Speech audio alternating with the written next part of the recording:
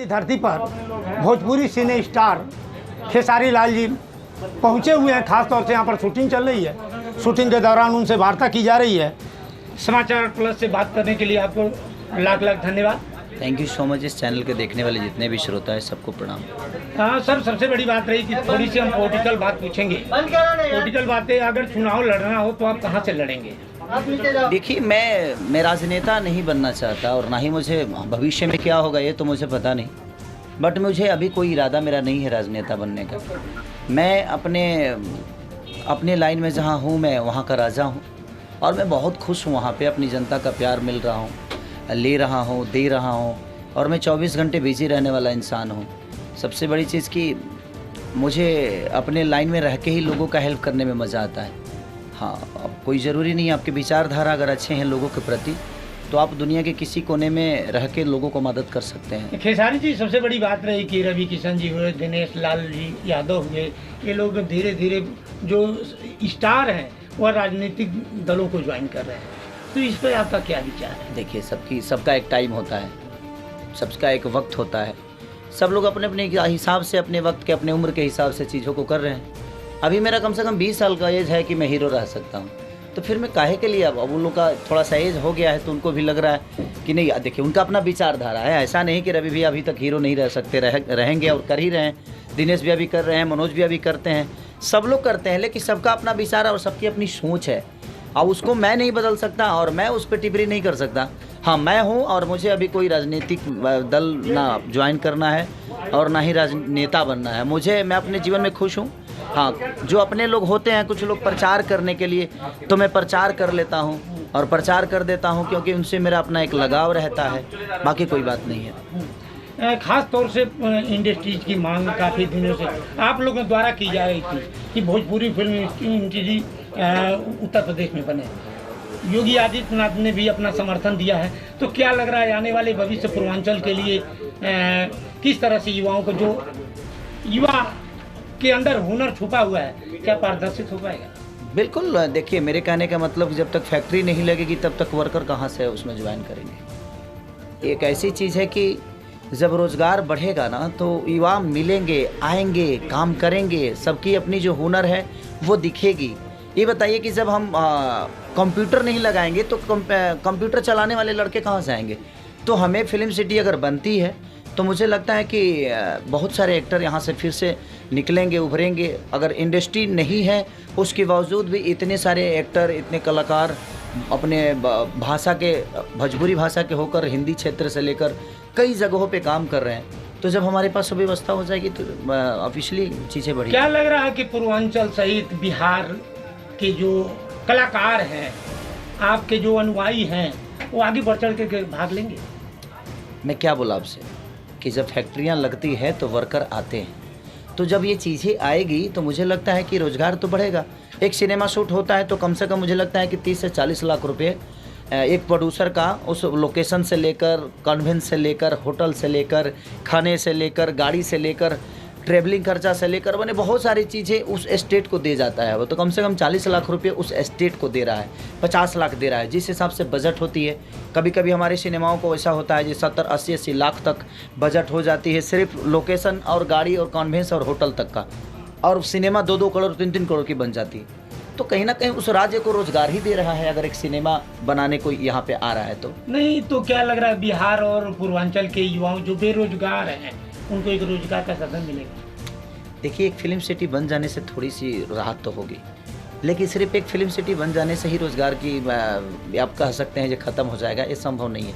उसके लिए हमारे राज्य में फैक्ट्रियाँ बहुत ज़रूरी है, उद्योग बहुत ज़रूरी है, और इसके लिए राज्य सरकार को मुझे लगता है कि बड़े बड़े उद्योगपति, चाहे वो किसी स्टेट के हो, आखिर गुजरात में बड़े बड़े लोग लगा रहे हैं ना, तो जब तक बिहार, यूपी में बाहर से लोग आकर काम नहीं करेंगे तब तक मुझे नहीं लगता है कि बाहर से आकर फैक्ट्रियाँ नहीं लगेगी, तब तक रोज़गार नहीं मिलेगा। और नहीं आने का कारण भी हमारे राजनेता ही है।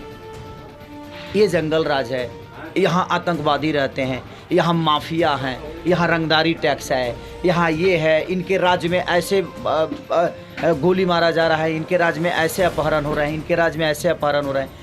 तो जब एक राजनेता अपने मुंह से बोलता है कि यहाँ जंगल राज है, तो बताइए बाहर के उद्योगपति कैसे आएंगे आपके राज्य में, जब आप एक पोजीशन पे हो, आप एक कहीं ना कहीं जिम्मेदार व्यक्ति होकर और आप अपने ही राज्य के लोगों को बोलते हो कि यहाँ पे जंगल राज है, यहाँ पे माफिया रहते हैं, यहाँ पे ये रहता है, तो कोई बाहर का आदमी आपके राज्य में वर्क करने कैसे आएगा?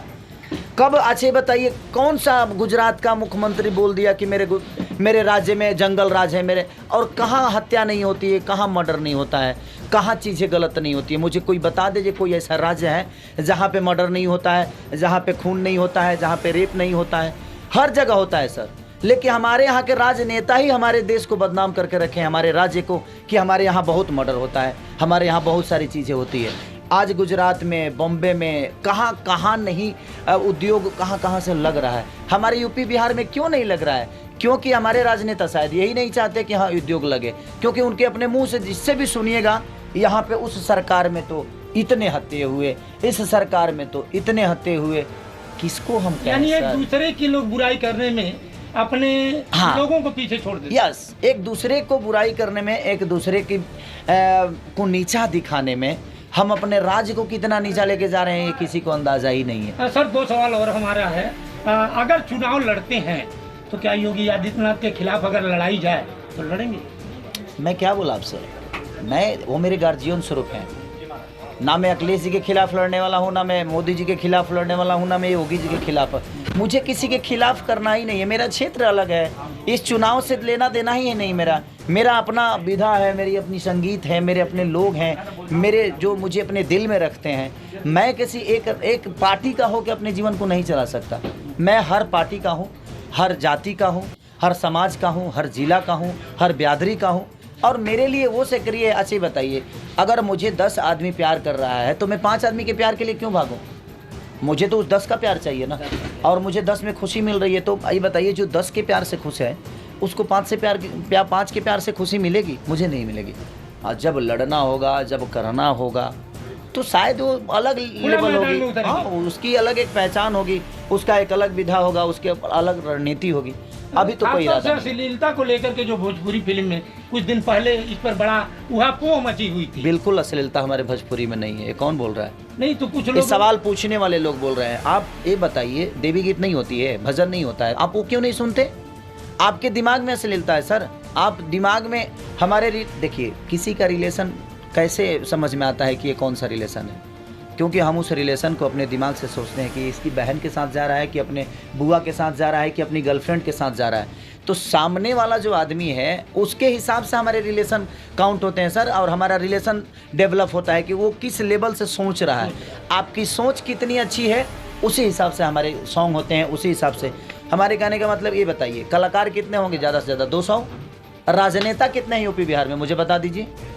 इतने लोग 200 कलाकारों को इतने लोग आप बना दीजिए ना। मैं तो आज 10 साल से बोल रहा हूँ कि आप एक यूट्यूब के लिए भी, आप जो गाना है आपके यूट्यूब के लिए, जो लोकगीत है उसके लिए आप एक सेंसर लगा दीजिए, काम ही खत्म।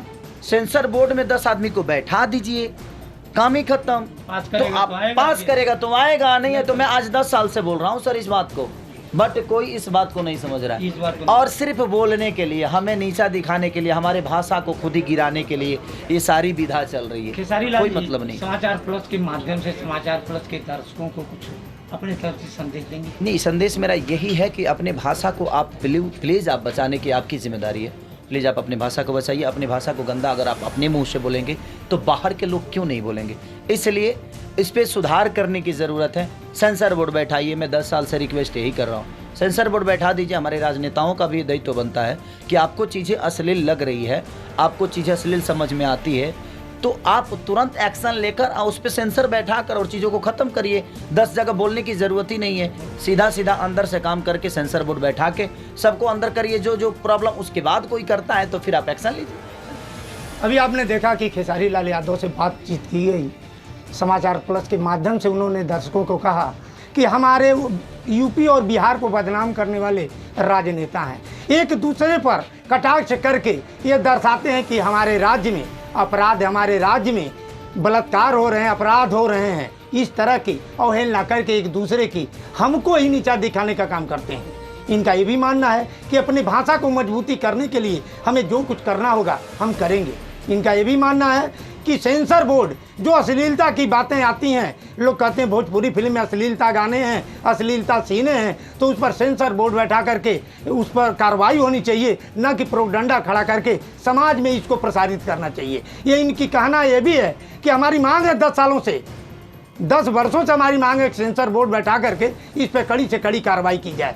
अगर सेंसर बोर्ड को लगता है कि इस फिल्म में अश्लीलता नहीं है तब तो उसे प्रकाशित होना चाहिए, और नहीं अगर लगता है कि अश्लीलता है तो उस पर बैन लगनी चाहिए। हरेंद्र दुबे, समाचार प्लस, गोरखपुर।